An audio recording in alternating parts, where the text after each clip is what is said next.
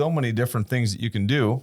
And the more that you get to understand what everybody else is doing, the more you understand what's going to fit you the best. This is the Just Real Quick podcast, where we discuss how to succeed in the world of sales through confidence, discipline, and consistency. Are you ready to be intentional about creating more opportunities that lead to sales? Tune into this episode right now for the latest insights and strategies that will take your sales game to the next level. I'm your host, Jefferson K. Rogers.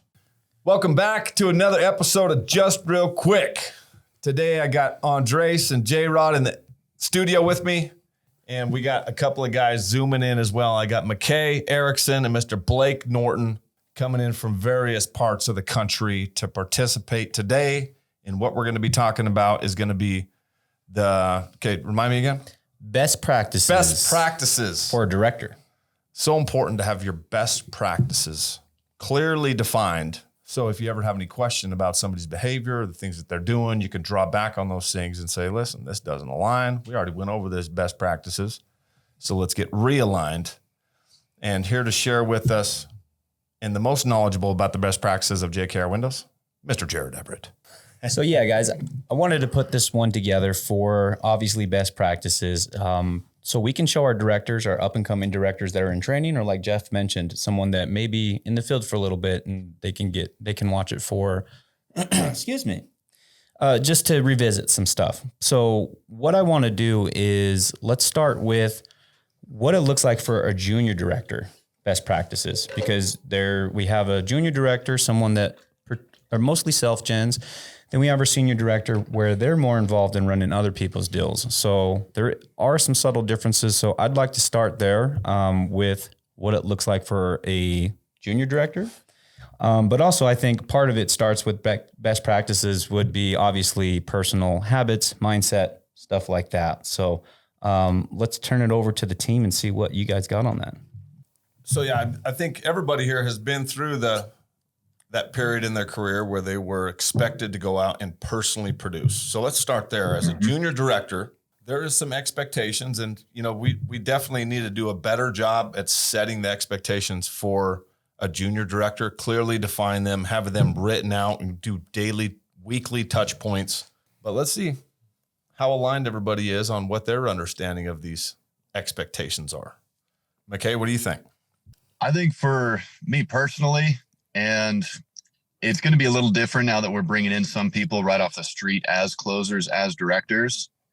But the easy trap to fall into when you're a junior director and you're setting and running your own appointments is getting a little lazy with the script, getting really off script, setting stuff that isn't following necessarily our exact process. Because, traditionally when you're starting as a knocker and then becoming a director and earning that spot, you're generally going to be one of the top performing coordinators, and you can start skipping over parts of the script. You can get away from that real cut and dry process because you're going into the appointment, so you can set things up a little bit differently, and you can start building some bad habits versus staying consistent and strict with your script and with the appointment structure and what's considered a qualified appointment.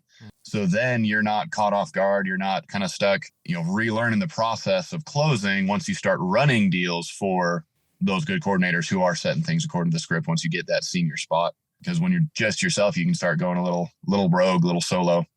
Yeah, and I've seen a lot of junior directors, they'll do a ton of same-day walk-ins, which it's a good thing to do, but if not set up the right way, literally they're just going in there to quote them. They didn't set it up. Mm-hmm. They didn't set any expectations, no urgency. It was just a very lazy set so they can get in there thinking that they can make it happen. But again, it was a lazy set and they just expected a quote, and that's all they got was a quote. I'll add a little bit to that too. I think the script and everything too, like McKay nailed it on the head.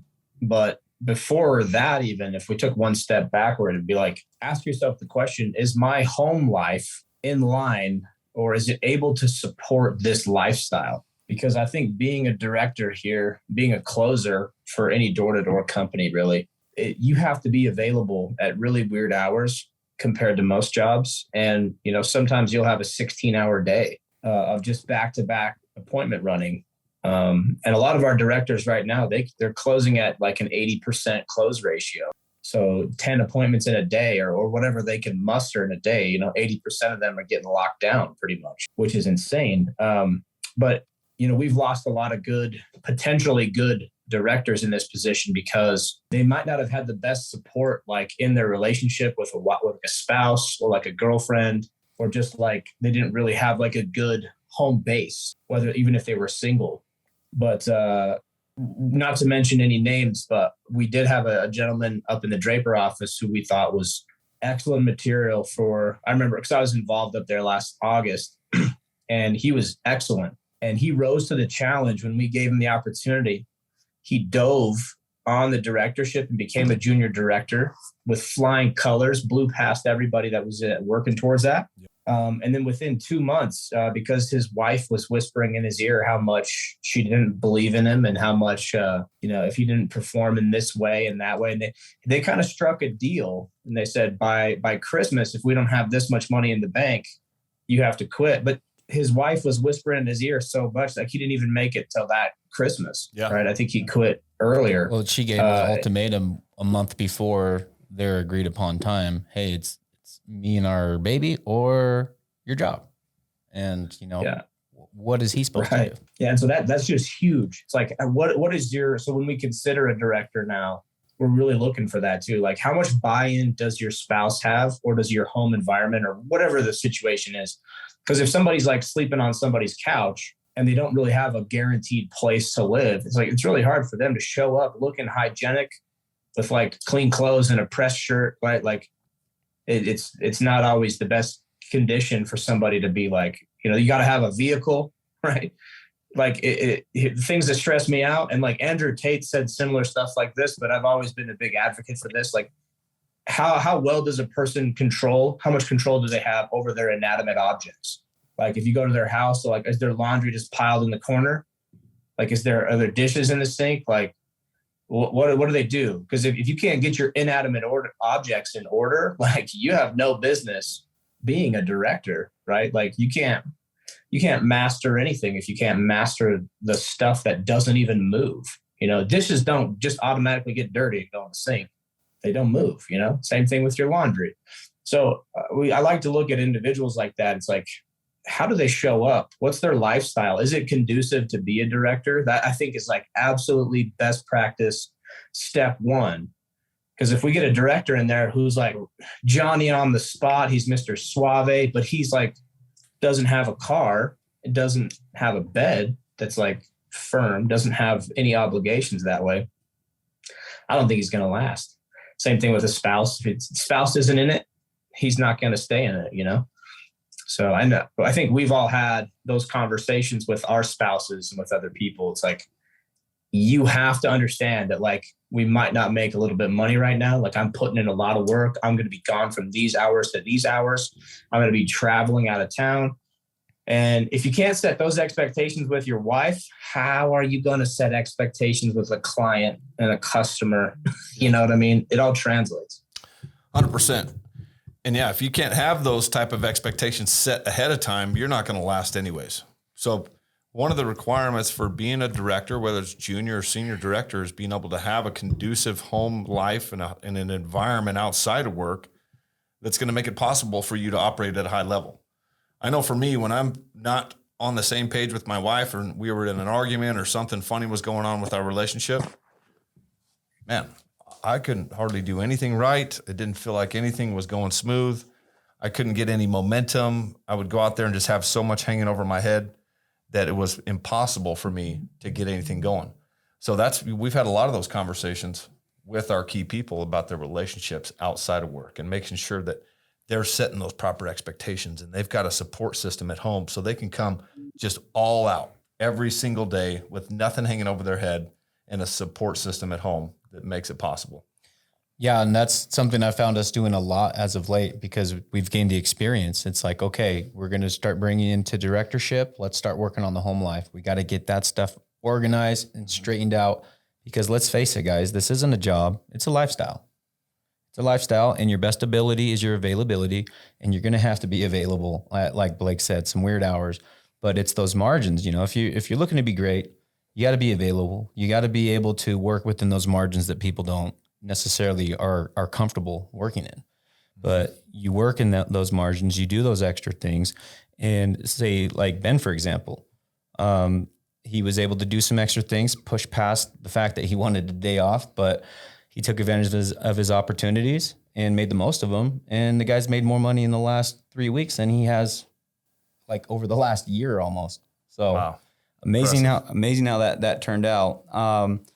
But yeah, so home life. I think that's something that we can have, more frank conversations about and make sure people really do have that whole picture of what it means to be a director and step into junior directorship. Yes. Senior directorship, especially.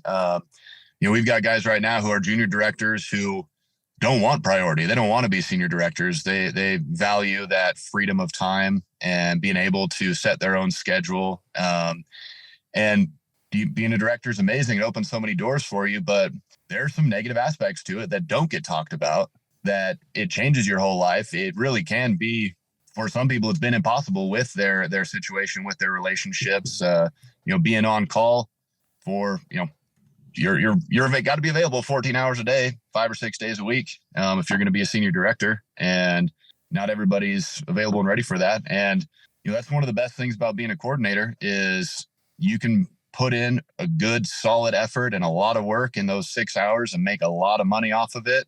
And you can multiply yourself. You can have 5 directors running an appointment for you at the same time that you're knocking doors. So suddenly you've got 6 of yourself making you money at that same time.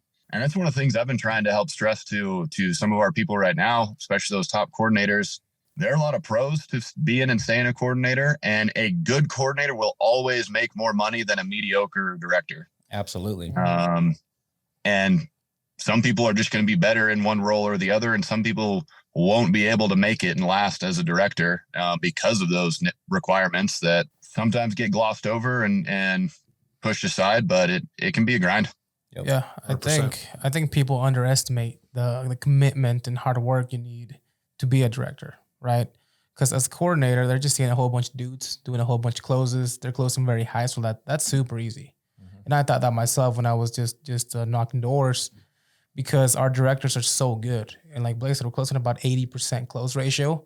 Like I can do that, but we've seen it time and time again. We have a couple of guys in the company who went from knocker to try to be a closer. And one, their numbers go down. They can't close. And it's not the same closing, an hour appointment than being at the door for 5 minutes, right? And you being a junior director, you actually have to put in a lot more work than even a senior director or a door knocker, because you have to do both. And I felt that's when I was probably working the most.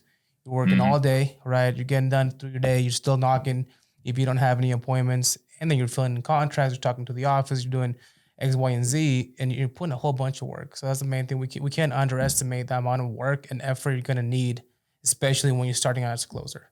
Because all the people that have been successful in the company, they're putting a whole bunch of hard work. And like Jared said, is that availability, especially, in trips like Ben, when nobody's available, but you're available. I had the same experience myself. I've seen it with Patrick, with a lot of our new directors, and that's really when they take off. And it kind of gives them a lot more confidence, just because they start from a leadership, like they let me close, I can do this, and they come back. And from that day forward, they're just a much more better closer because of it.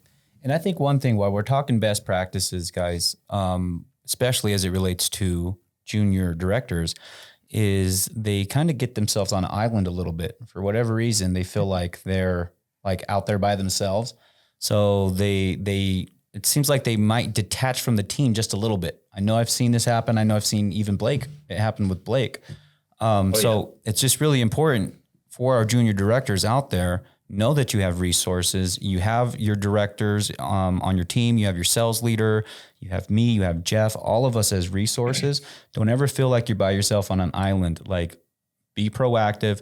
We're going to do our best job to provide you with everything you need, to follow up with you, to lead you. However, don't just get lost in the sauce and like kind of detach from the team, because that team is energy, like the jump starts, all of it.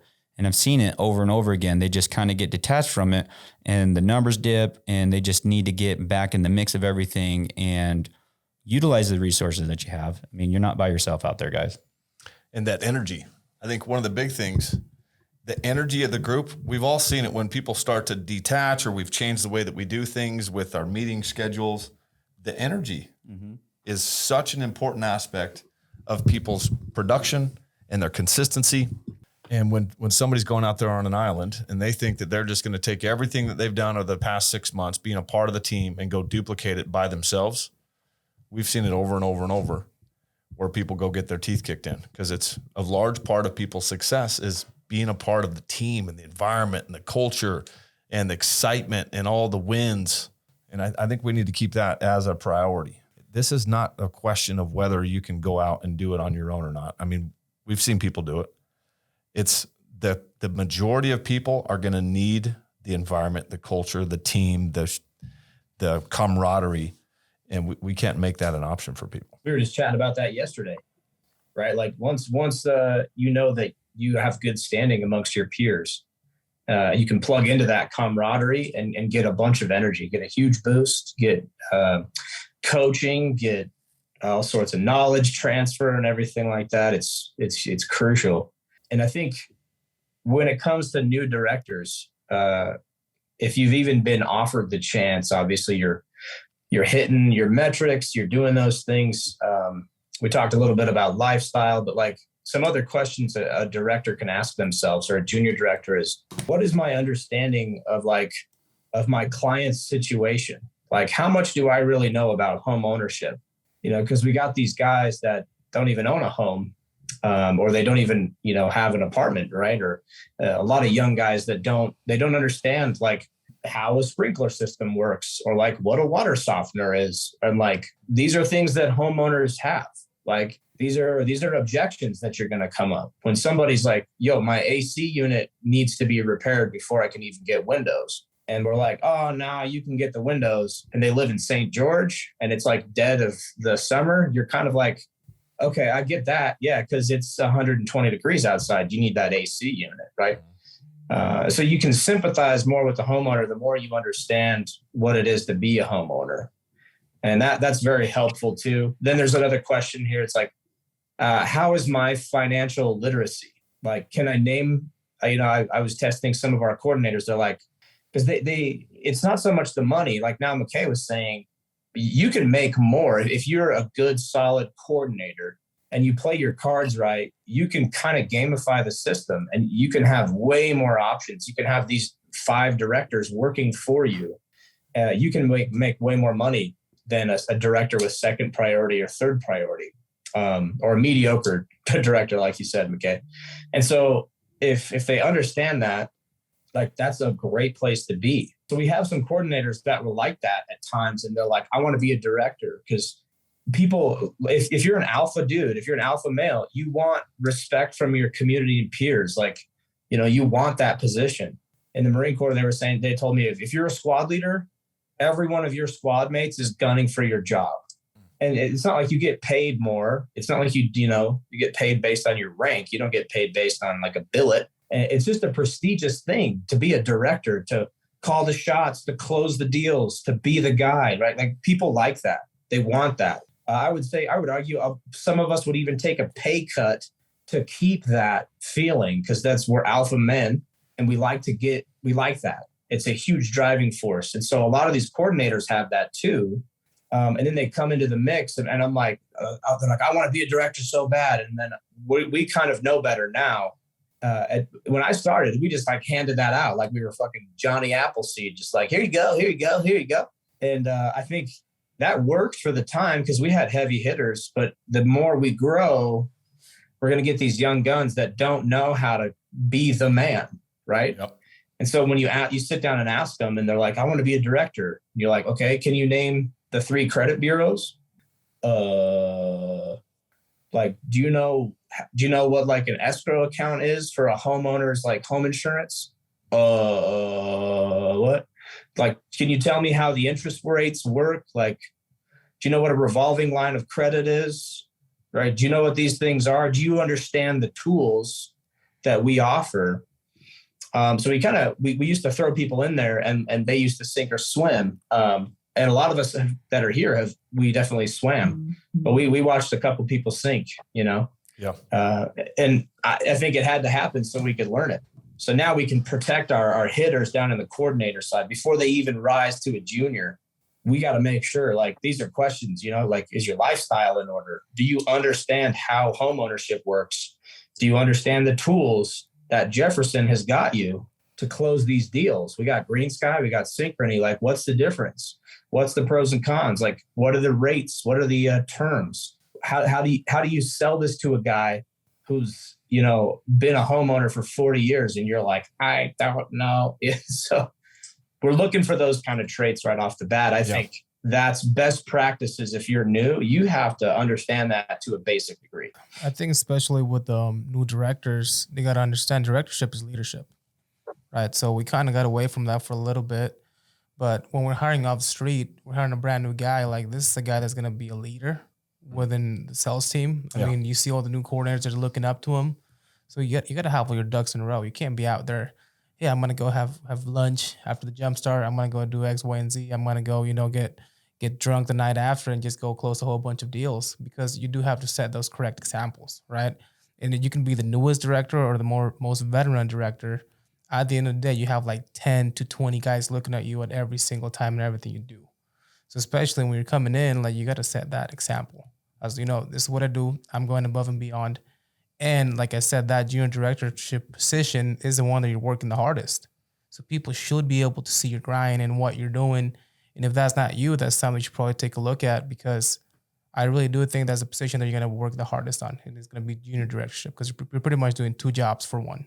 Yeah, those are very well said. Those are expectations that we really need to do a better job at setting up front too, because we've set a lot of people up for failure, expecting them to kind of follow the same path as some of the other guys have and just take it upon themselves to understand these things and to figure it out as they go. And not everybody's capable of that. So the better we get at setting those expectations and clearly defining what those responsibilities are and what the day looks like, a day in the life of a junior director on your way to a senior director, it's a ton of responsibility. And each one of you guys has kind of got to find out the hard way, because we never really set those expectations up front. And you were just seeing the example from other people, but you don't get to see behind the scenes. You don't get to see what their day looks like or how often they're out there taking a phone call and having to be there in 15 minutes at 9 o'clock at night. And that's one of the responsibilities that you're working towards as a junior director, is to be available literally 14 hours a day. If there is a 7 o'clock appointment and your priority, what are you going to do? Give up your 7 o'clock appointment? What are you going to do? Give up a same day, even if it is at 9:30 at night? No, never, ever. But if you're the wrong person for that job and you don't have that type of commitment, you're not willing to pull the trigger, and you got to be there in 15 minutes at 9:30 at night, it's not going to be a good fit. Mm-hmm. And that's okay. And we obviously like communicate with each other, because there are times where McKay was priority, right? And so he had committed to something, or he's communicated like, hey, on these days I'm going on a vacation or whatever. Mm. And so we definitely are realistic about that stuff. But yeah, if you're constantly avoiding it, I think is what you're getting at, Jeff. If you're lackadaisical about that, like, I guess I'll get some tomorrow, someone else can take this appointment, that's not going to help you. You don't want your coordinator feel like you're being put out to run the appointment. Never, yes. Never. That was another thing I wrote down in that chat today, Jared. You saw that? But basically, being enthusiastic to run appointments too is way different than running an appointment. Even if you have little faith in the coordinator, is what you said. Yeah. Mm-hmm. Yep. Yeah. And so it's hard sometimes, because sometimes, and McKay can attest to this, but sometimes these coordinators are just not respectful at all of your time. Also, another conundrum we've noticed is that because we have very high closing ratios with a lot of directors here, sometimes our coordinators think that we're just these fucking magicians, like Gandalf, like saving the Fellowship of the Nine. Like, it's Gandalf, we're going to be okay. So they'll set some piece of shit appointment for us, thinking that we'll just run it. And I have to catch them in their notes. I'm like, okay. But then I have to come down on them and say, hey, look, I'm concerned about this appointment.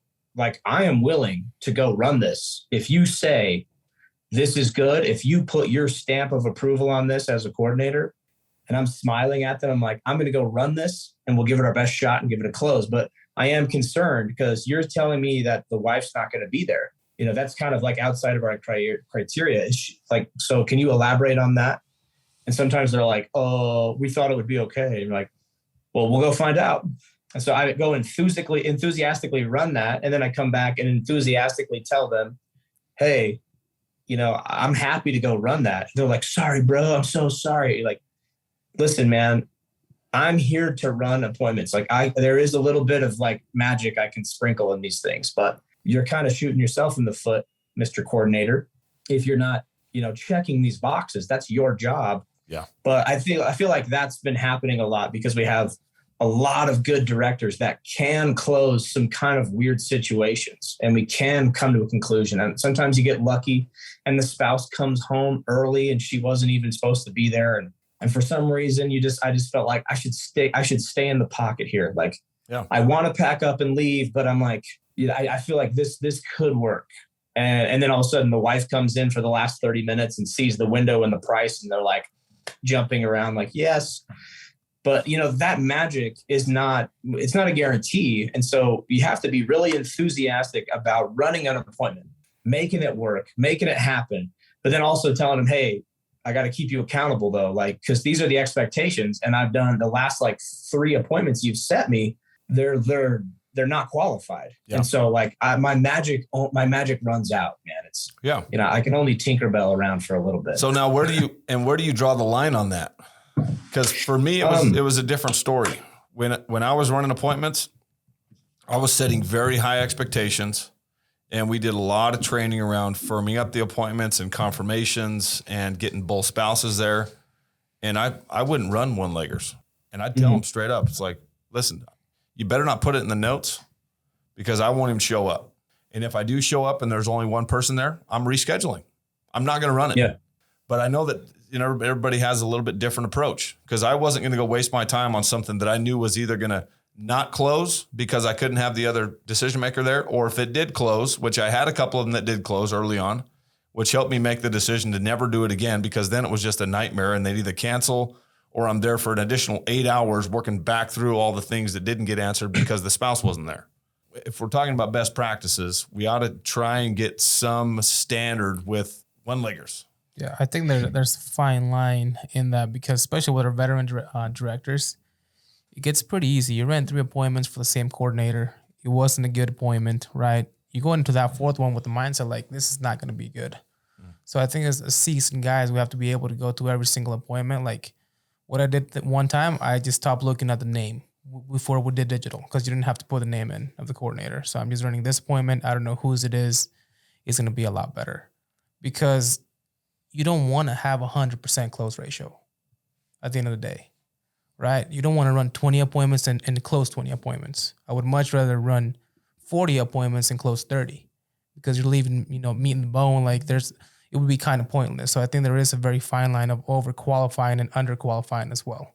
Because when you want to just walk in there and everything be perfect, both spouses, they have the checkbook ready to go. That's not closing. That's just walking in and just getting into a lay down. But most of our guys, I think especially with the veteran ones, a lot of times we have to get a little bit, it gets tricky and we have to get, what's the word I'm looking for here? Creative when closing a lot of these deals. Because I've had a whole bunch that started really bad and it was a one-legger and the house looked like shit and didn't have good credit. And next thing you know, they're like, oh, well, yeah, we're gonna just pay cash. We just got our taxes back. The wife showed up. Oh, I love the window. Let's do it. Right? So just like Blake, just stand in that pocket long enough to give him a chance. We're already there. I mean, if you're going to leave that appointment and go knock some doors, that's a great time to do that. But if you're going to leave that appointment and wait an hour to your next appointment, maybe you could have created something out of that appointment. So I think we got to be very careful where we draw the line over overqualifying and underqualifying as well. And also unpacking the situation. Like, okay, well, yeah, my wife's not here. Okay, well, when is she going to be back? Just start asking questions, unpack the situation, because maybe she's going to be back in 15 minutes, or maybe you can like get some measurements while she's going to be back in 20 minutes or whatever. Like you can make use of the time. I think what's important is the fact that you put forth an effort. Don't just go in there and, not good, or you just disqualify it before actually unpacking the situation and seeing if you can make sense of it. Yeah. And I think that's where we need to have strict standards, a very clear this is what a qualified appointment is, because you can start getting into real tricky waters when you're disqualifying appointments just based off of how it feels when you first get there, and you're not having consistency.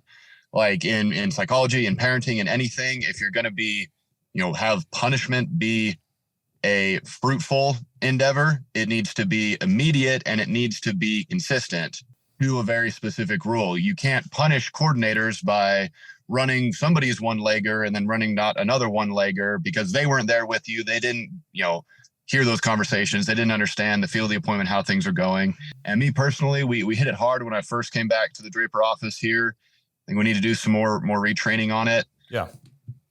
Above and beyond the 4 things, I want a qualified appointment with both spouses. They know they're going to both need to be there for at least 45 minutes to an hour. They understand the urgency of being an advertising home, and we're meeting as soon as those other 3 things line up. Anything more, that's overqualification. We don't need to worry about it. I've been picking up in the meetings with people talking about, like, if you're in a lower income neighborhood, maybe you ask them, what's your credit look like? How do you think you're going to pay about this? I don't need you to be busting out people's credit score on the door when you're setting up an appointment. Give me those 4 things. That's a qualified appointment. Yeah. Don't worry about anything else. That's my job to unpack that. If you don't have those 4 things, it's not a qualified appointment. Don't even put it on my board.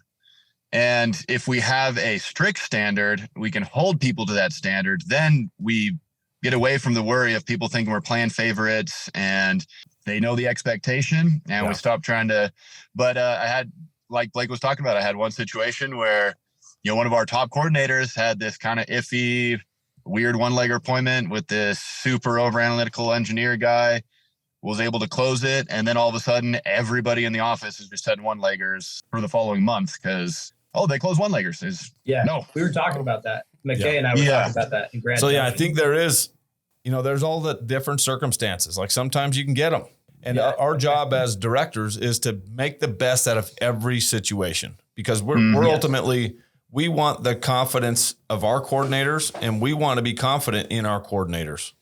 Yep. And if there's any lacking there at all, then things start to break down. So whenever you show up, it's important that we're communicating with our coordinators about whatever the circumstances were. And if you do run into a one-legger, you just don't feel like it's going to work out, and you just hashed it out as much as you possibly could to see if there was a possible way that it would make sense, but it didn't.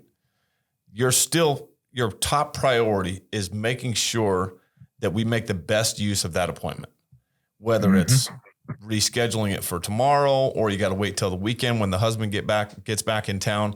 You're reestablishing the urgency and the opportunity and doing everything that you can. So when you call that coordinator back to give him an update, it's not just like they're having this perception of, he's just walking away from my appointments because they weren't perfect. I didn't qualify it exactly how it was supposed to be. It's never that. And they have to have that perception that you are doing everything in your power, asking all the questions, requalifying. And you don't have to go into all the details, but that just the perception, the intent versus perception, and how they're picking up your attitude when you're representing it to them is so important. Because the last thing you ever want is to lose the confidence of your coordinators. Yeah. And I think that's the number one best practice for a senior director when we're talking about that directorship being leadership. We've talked about it in the past, going over, the high impact actions director can have. Call your coordinator after every single appointment, whether it closes, whether it doesn't close, whether you cancel it, at the door because it's an unqualified appointment. Call them after every single appointment while you're driving to your next to give them that positive feedback of, this was awesome. Here's what went really well. Here's how you set it up well and built those right expectations. Here are things that could have been done a little better. Here's what was wrong. Here's that direct feedback, positive and negative, immediately after every appointment.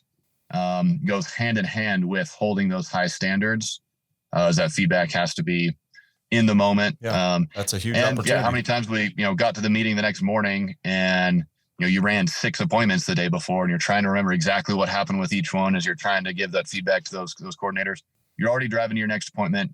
Give them a call, hype them up, and let them know, hey, here's what we can do better moving forward. Yeah, I think that's super important. I know he's made mention of a story before where he gave his coordinator some constructive criticism, but it wasn't all that tactful. And Yeah, so it's just important to the delivery where directorship is leadership and the message needs to be delivered correctly in order for us to properly coach them. Right. And what I always say in those calls after appointments, if they didn't go well, there was something off about the appointment, something was unqualified.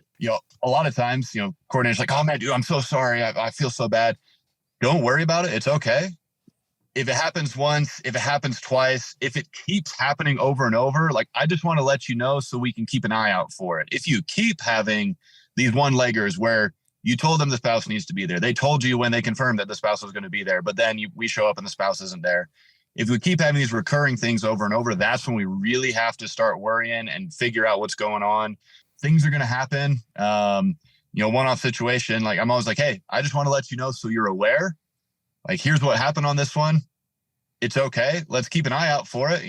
Next time in the next appointment you're setting, like listen back on your CRO, how exactly you worded, the spouse being there, kind of how you handle that in the set. But yeah, until it's happening over and over, don't worry about it. One-offs are going to happen to everybody. Yep. And that helps keep that morale high of, no, you don't suck. The world isn't falling apart. The sky's not falling down on you. We had one appointment that wasn't great. That's okay.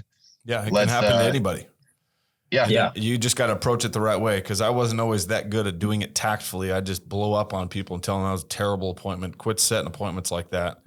I didn't know how to handle it, but luckily you guys are a lot more tactful and we've spent a lot of time on leadership and communication because ultimately without our coordinator team and without having high morale, our numbers just across the board start to go down. So it's our responsibility as leaders to maintain that enthusiasm with them and giving them feedback, constructive criticism, and doing it in an extremely tactful way to inspire them to go out there and want to prove to you next time that this isn't something that's going to happen again. And I think we've all seen that a little bit from people when we give that kind of feedback, those coordinators want to do better and they don't want to have a bad reputation. They want to have a reputation of setting great appointments and you being confident in them. And the more that we talk about how important that is, about that perception, and I'm always going to do my best, but the last thing that you ever want as a coordinator is the reputation for having these appointments that consistently show up just a little bit funny and haven't been qualified and that questions haven't been asked. And, may or may not even realize it, but when you run into an appointment with a name tagged onto it that you've been having bad luck with, you just go in there with a different mentality. And it's the same thing if it's like a coordinator you always close for. You're like, oh, okay, this one's Romero. I'm going to go close this one. That's right. Yeah, it's so true. Yep. I think too, on aligned with what McKay was saying, sometimes, if it's happened once, like I don't even know if a conversation needs to happen maybe until the next jumpstart or that evening. Like if you're on a pod, because all I deal with is pods. So I have a lot of time in the evenings to shape the next day. And so I go over the schedule with them. And so here, like tonight's Wednesday night, we're going to do our role plays and we're going to look through the schedule tomorrow and be like, and I'm going to go through their notes and I'll be like, hey, so-and-so, how do you feel about this 10 o'clock? And then I want to hear them kind of sell me on it. Maybe they can give me more details than what they wrote, on the calendar. And sometimes just a simple line of questioning is like, okay, do you feel good about that one? Like I'm ready to rock and roll with them. I just want to know, like, do you feel like that needs to be firmed up more or do you think it's good to go? And then they're like, oh, well, and it clearly says in the notes, like, it's going to be a one-legger. She's on a fixed income. And like these telltale signs that we're reading in the notes. And I'm like, hey, I appreciate you putting that in the notes, but, and then I can give them more coaching there. So we like assess that. And I'm like, okay, so that's happening tomorrow. So if you confirm that up, like I'll feel way better about running that. What do you think? And they're like, yeah, I confirm that up. And a lot of times that appointment that I already know is going to be a piece of shit. It just disappears the next morning. It falls off, gets rescheduled. It clears itself out before I even had to go there and try and run it. And then tell him like, hey man, like that sucked, or like you can do better. So like I avoided all of that just by preemptively going over the appointment. Yeah. Like, hey, I'm a little worried about your notes here. Like, what can you tell me more about this appointment? And sometimes they're like, oh, it's actually really good. I wanted to talk to you about this and blah, blah, blah, blah, blah. Or sometimes they'll call me and like Drake will call me and he's like, hey, you got a second? I'm like, yeah. He's like, you're scheduled tomorrow. And I'm like, okay. Or one time he was like, you're scheduled on Friday and it's like Tuesday. And I'm like, hey, like we'll talk about Friday, but like it's Tuesday. Like let's focus on today. Did you set something for Friday? He's like, yeah. And Drake's like on it, man. He's a unique case. He's on it like blue bonnet, you know. But he'll call me and be like, hey, it's for Friday. And I'm like, I don't even want to think about Friday. Like, we'll talk about it when it comes. But giving them that feedback preemptively, it's like, hey, I'm kind of worried about your notes, could help quite a bit. Also, on McKay's track, I agree with that, like giving them feedback right after the appointment. But also, if it's like reoccurring and they're like already down in the dumps and it's probably like the midday slump where they're pushing through that last hour, I don't know if I want to call him, and because he's going to see that turn red on the calendar. He's going to be like, and then I call him and I'm like, you know, hey, here's some things to work on. No matter how nice you say it, sometimes that's just like another rock on his back, you know, and he's like trying to keep going. So I'll call him or he'll call me or I'll be like, yeah, let's talk about it tonight. Like all is well, bro. And like, just shoot him a text. Hey, let's talk about that tonight. Hope you're having a good one, and move on, push it to the side, to talk later about it. So they still have a little bit of more morale to finish the day. Because I can only do that though, because I'm in a pod. So McKay's method for him, because you guys are just constantly in Draper, like you don't hang out with each other every night, do you, McKay? No, I don't hang out with anybody. Yeah, right. So on a pod though, it's different because they're in the other room, you know, tonight, like we're just right there. We're cooking dinner anyway. It applies differently to everybody. And each director has a different personality, a different approach.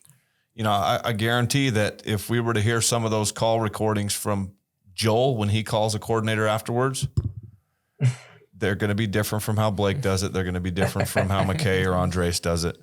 We all have our own little style, but the idea here is as a director, you're getting the reps in. You're very intentional about the outcome of this, with always the intent of leaving some great criticism so somebody can do better next time while maintaining somebody's morale and their energy. Because it's so easy to knock somebody down a couple of pegs and then just tell them that they're doing a great job, and then you've already done the damage. Exactly. The sandwich don't always work. And a lot of these guys too, they don't have that mental toughness yet, or they do have enough, but it you know, why peg them down? You can do that in a different way. I think it's just tactfulness. Really, I think if you want to call them right then, tactfulness. That's it. I think it's per rep. Because me personally, if I was knocking, tell me right away. I don't want to waste an hour, you know, of doing the same thing over and over. Same thing with like Ramiro and Drake and our solid guys. I know I can call them at any point in time. Hey, dude, great appointment. You know, this is what happened. You know, what's going on? Oh, no, great. And I know they're going to make that switch right away.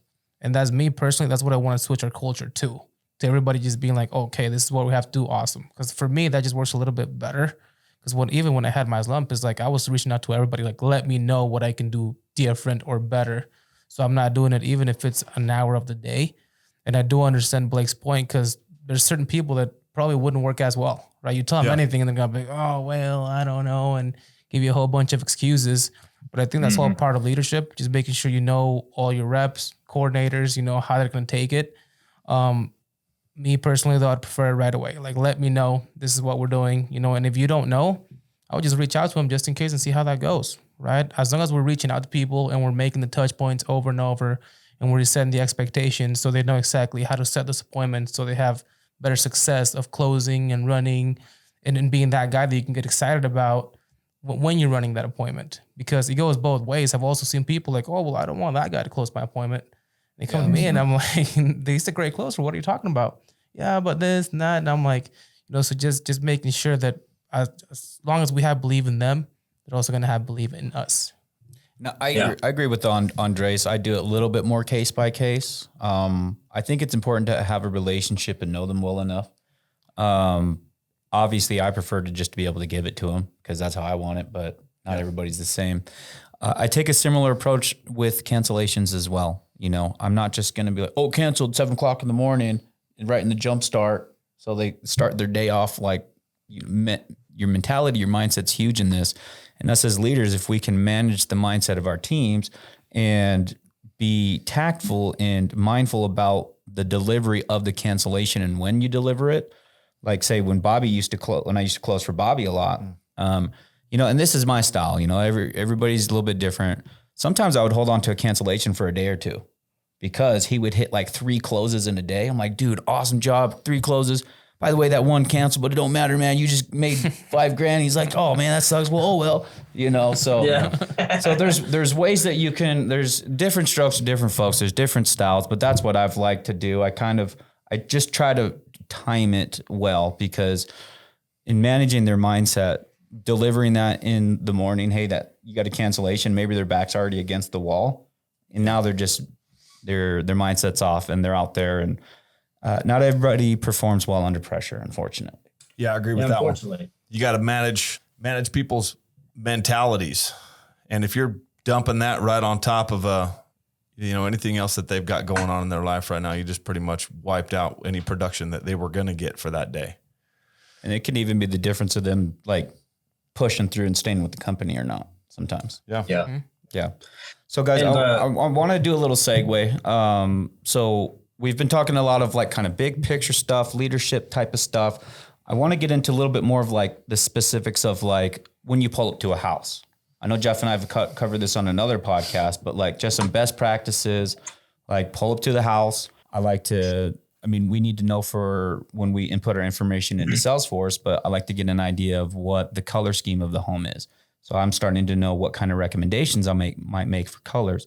I'm looking at if it's siding or stucco. I'm looking at the specialties. I'm looking at, some things I might be able to do. Maybe I can combine those windows, some different things that I'm already prepping myself for when I walk into. I got a good understanding of how I'm going to start positioning stuff. So when I pull up, always early, if at all possible, I like to pull up like 15 minutes early if I can. I'm reading notes. I'm listening to the Zero if I can. I'm checking the neighborhood to see if there's, how many other appointments have been set in the neighborhood. I'm checking to see if we actually have customers in the neighborhood that I can refer to. All these things, it's all. I'm looking at what year the home was built, as much data as I can get. So when I go in there, I pretty much already have like a game plan of how I'm going to position stuff, things like that. Do you guys have anything you would add to like how you prepare yourself, say when you pull up to a home? I think you hit most Absolutely. of it. The biggest difference for me is like always look at yourself, right? You pull up, you do everything Jared said, so you're ready for that appointment. You know the names. Just pull that little mirror down, take a look, right? How do you look? You look good. You have nothing weird in your face. You have no food in your shirt or anything. Clean it up. I always carry gum with me, right? Mm-hmm. If you think you don't need gum, still get gum or mint or something, right? You're going to be talking all day. There's times where, we have 6, 7, 8 appointments and you don't even get to get lunch. Right, get some gum, make sure a little bit of lotion, right? Make sure you smell good and go into the appointment, big smile. I do a smile before I go into any appointment. Okay, this is how I'm gonna look. Okay, good smile. Okay, now I'm going in. Let's go, rock and roll. That's just a little quick ritual I do before I go. That's awesome, dude.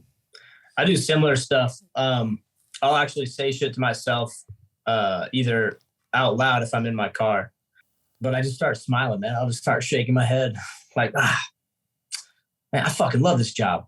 Like, I'm the fucking best at this job. Like, I'm going to close this fucking deal right now. Like, I'll say shit like that in my mind. I get all psyched up. Yeah, I do the same thing, similar, check everything, check the breath, all that stuff. But even when I pick up my window, I take it out of my truck and like, I want to feel some fucking strength in my arm. So I'll fucking like pump that shit. I'm like, I don't want to walk up there like all lopsided, like the window's heavy. And like I've seen some directors do that when I go with them on an appointment. Like I'm picking that thing up. It's like it's right next to me. Like my spine is straight. He carries it to the door like this above his head. Yeah, just like that. But I take 2 windows. Yeah, exactly. I'm just like, what's up? But yeah, dude, it really helps like build your energy for the appointment. And like, I'm kind of the opposite as J-Rod. Like I just need to know their address, their place. Like I've skimmed through their notes earlier that day. And I'm really particular about how coordinators leave notes, I'll read you a note right now. It's like, I spoke with her and told her it was 50% off. You're like, yeah, no shit, Sherlock. Like, of course. I know what the script is, you know?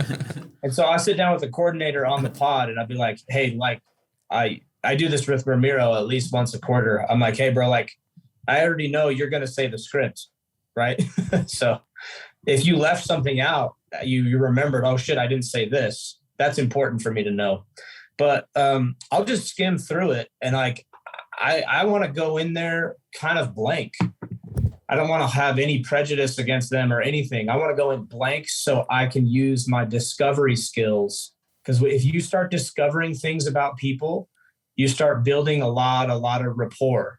And so when I see these, like, Joel was like the worst about it. Like, it was like a freaking 5-paragraph essay every set. And I'm like, Joel, I'm not going to read that. You know, their dogs' names and everything. Like, summarize everything in there. I'll go in and I will discover it. Kind of like McKay was saying, he's like, that's my job to find out where their credit's at. That's my job to do those things. It's my job to befriend these people as well. And so if they have something of interest, like, oh, he's former Marine and he likes woodworking. I'm like, that's cool. I'll look at that. That's useful information. But I'm going to go in there. I just want to know their names. I want to know it's a qualified appointment. And I want to know their age. That's about it. I don't need to know anything else unless there's like a unique situation. I always tell Drake, if there's a unique situation, maybe like if there's another home across the street, like that you have potentially set up for another sale that you want credit for, like I'll still read the notes, but I skim through that. And then I go in there and I'm completely blank. So it's like I get to build this brand new friendship with somebody. And then I get to ask them about everything. I get to go in like, oh, wow, look at that car in the garage. Holy smokes, look at that. You know, who's this on the family picture wall? Who's that? Yeah. That's cool. What branch did he serve in? Oh, you guys, I'm going to throw in a little extra discount for you. That's awesome. You know, and that's how I get to know them a little bit better. But if I see like 7 pages, I'm not going to fucking read that. I'm like, just give me the skinny. And if something unique stood out, hit me with that. But I don't even read. I read it all in the morning. And so I just pull up name. Sometimes I just go, oh, their name's Tom and his wife's name is Helga. And I get out of the car and I go in. And I'm just more like, I'm just trying to get psyched up. I'm starting to do it right now because I feel I'm talking about it. But it's like I'm getting psyched out to go deadlift or go fucking fight something, or like, you know, I'm getting my energy up. So when I come in and I have all this energy, I can bring them up to the energy I need them at so they can close. What about you, McKay? Anything to add to that? Me personally, a little bit more like J-Rod. I like to pull up, look at the house. Mainly I'm looking for specialties, ideas on how we can make things look nicer, make things work better, combine windows that is going to function better and save them money. People absolutely love that. My 44K deal yesterday, we turned 6 windows into 1, and she's absolutely over the moon stoked about it. Wow. Thinks it's going to look amazing. I've noticed personally, if I'm listening to, a bunch of podcasts going over what's going on in the world right now and all this just like negativity out there, I avoid the news like a plague. For me, when I'm driving in between appointments, it's stand-up comedy or music that gets me in a good mood and gets my energy flowing. It just puts me on a flat note. Even if I'm listening to just a good, positive book on tape that we're listening to at the company, I do that on my downtime.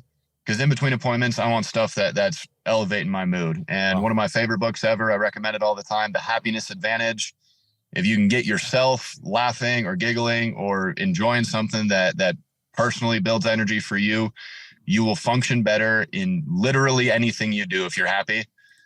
So for me, it's music and comedy to put me in a good mood. So I'm going in already positively primed, even if it's not the world's, best set and the most exciting notes to get pumped about.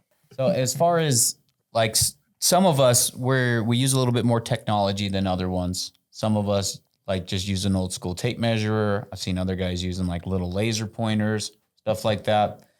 I prefer the tape measure because when there's like drapes and things, that stuff gets in the way and can kind of mess with you getting a measurement if it's like a pointer measure. But with the tape, you can get it in there. I personally like a Fat Max, but McKenna put it to the test. His tape was slightly better. What kind was that? 2 or 3 inches. Oh, we got the Lufkin Night Max Lufkin. shock proof. Okay. So that Tested 100 foot, 50 foot drops. it's pretty sweet. I'll vouch Night for it. eye. We did the test and that one he beat the Fat Max. But good tape measurer, no magnet on the end of it. You don't want it sticking to stuff as you're trying to get it over there. You want it to be free play. Now we also do most of this we do in like Salesforce, digital contracts, paperwork, etc. So obviously we want to make sure that we got everything charged up. Probably a good idea to have like a battery pack so you can have extra charge capacity if need be. I also like to, for the times maybe I do have to deal with some paperwork, I have multiple pens. They're good pens. They're not just little crappy big pens. They're good. I like to use a backpack. It's a little bit more disarming in my opinion. I use just the window and the backpack because when you walk up with the window and you got the briefcase in one hand, it's a little bit more formal. And sometimes, I don't know, for me, I felt like it was a slight turnoff. I don't think it ever affected a sale, but also I like to use the backpack, my JKR backpack. In fact, all my stuff fit in there perfectly. As far as you guys, what do you guys use? Do you use backpacks, bags? What do you use to carry your stuff in? I'm a satchel guy. I got my Indiana Jones satchel. And then I got this fancy laser tape measure. Mm-hmm. James showed me this one, I think. He just joined us. But yeah, I actually knocked over a statue of Joseph Smith in a home with a tape measure. It just whipped it and it fell over and it chipped it. And they still purchased. And after that appointment, I was like, never again. So I went and got one of these. Wow. And they're already there walking with me. If I need someone to hold the blinds, I love it. It builds energy, get them moving, blood's flowing. They're envisioning it. I'm Bob Ross painting, and I'm like, oh, this is going to be great. I'm like, hey, Carol, could you actually hold that drape up for me? Cool. Bang, bang, get the measurements. I'm done. They feel involved. They're helping. I don't know. So that's my take on it. But and I like that we have the different takes because not everything's going to work for one person. Mm-hmm. So we kind of get these different perspectives. Different strokes for different folks. There's more than one way to do this thing. Yeah. I use a backpack. A big thing for me. Backpack. Oh, yes. I use a backpack, but the main thing, especially with tape measure, learn how to use tape, right? If you go in there, and I've seen it time and time again with new directors, they're stretching and trying to do this. Like, do nice little folds, nice and quick. Every appointment I go to, probably they're like, you're so quick with it. This is not the final measurements, right? I'm like, oh, absolutely not. This is just critical measure. This is just the first measurements. We'll do criticals after. Like, oh, okay. Mm-hmm. But they feel comfortable because I'm just going through it really quick. Like, okay, this, and I'm just saying it out loud in front of them. So they feel a lot more comfortable, right? Then, I've seen people when somebody's not good with tape, they're like, oh, do you need help? Do you need me to hold it? Like, no, like we got it. We're professionals. This is how we do it. We do this all the time. It gives them a sense of just trust towards you than just like a younger kid doesn't know how to use tape. It's like, is this the guy I want doing my windows? Because it's going to be a direct correlation, even though you're not installing the windows. If you look unprofessional, they're going to think, oh, no, this can't be any good. Yeah, you want them to trust you. That's not a bad idea to do a quick little, here's some tips and tricks for handling a tape measure. Because, I've had that exact same scenario. One of the coordinators is sitting in on one of their appointments for a new director. And you let them do the measurements. And then, they obviously have never used a tape measure before. And they're super awkward, super slow with it. They don't know how to fold it over and get tall. Yeah, but short answer, I use a satchel, always have it on my shoulder. So I got my window in my left hand, my right hand's open so I can give them a good handshake when I come in.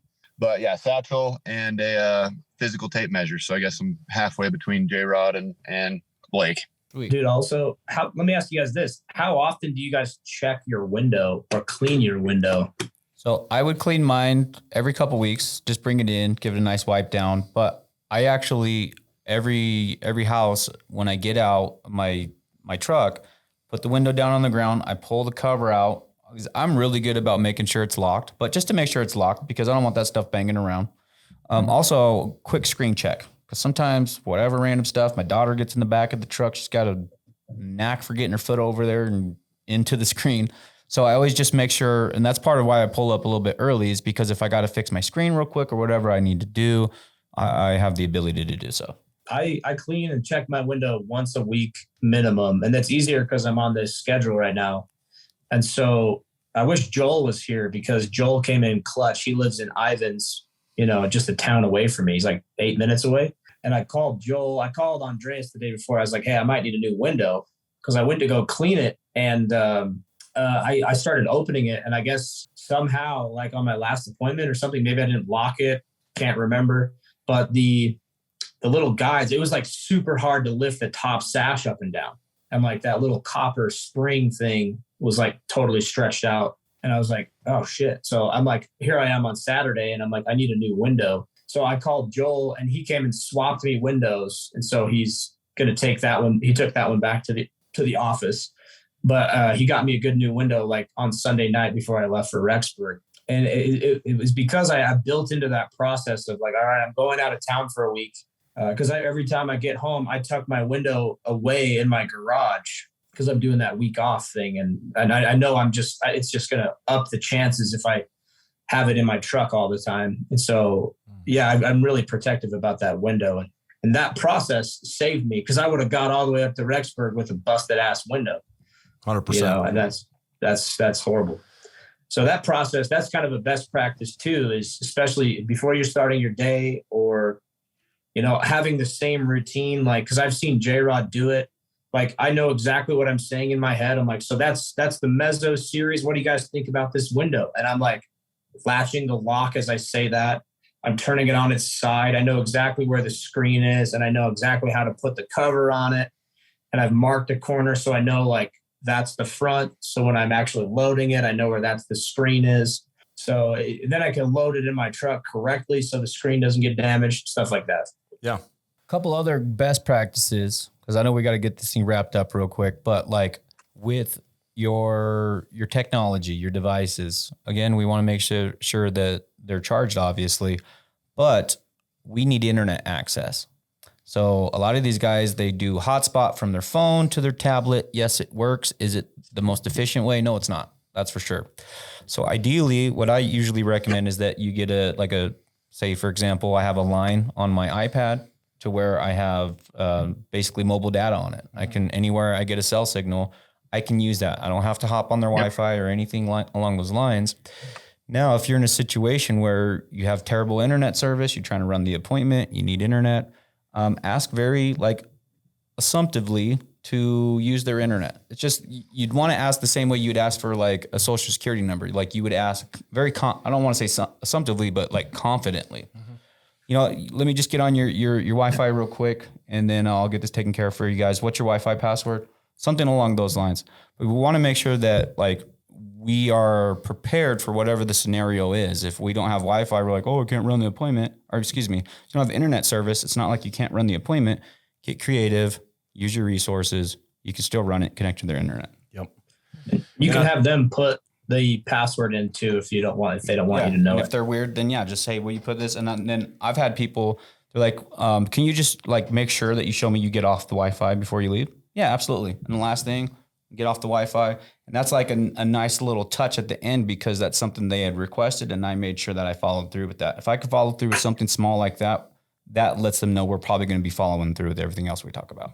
Yeah, in a 1 hour podcast, we're never going to be able to cover all of the things that you need to know as a director, whether it's junior or senior director. But the idea here is that you continue to build the foundation of all the tools that are necessary to become a world-class professional director for JKR Windows. And if you didn't pick up what you needed here, all of these guys are available through Pronto, or, most everybody has each other's cell phone numbers. Yep. We're always available. We want to help. You can ask me, you can ask anybody here if you have any questions or concerns or things that are just unclear. We need everybody to be on the same page about the way that we do things. So moving forward, you can choose a satchel or a backpack, or you've got a Surface Pro or an iPad, or you've got, tape measure or laser. Yeah, there's so many different things that you can do. And the more that you get to understand what everybody else is doing, the more you understand what's going to fit you the best. We don't expect everybody to do it the same way. Obviously, everybody has their own style. And I hope you made it all the way through this so you can take the notes and start to understand a little bit clearer how you can apply each one of the things that these guys are doing to your own scenarios. And if you have questions on anything else, please reach out, ask the questions. take some initiative and learn the things as quick as you possibly can. And nobody's going to do it for you. You have got to do it yourself. So thank you for tuning in today again for another episode of Just Real Quick with all of our heavy hitters here at JKR Windows. Until next time, be good.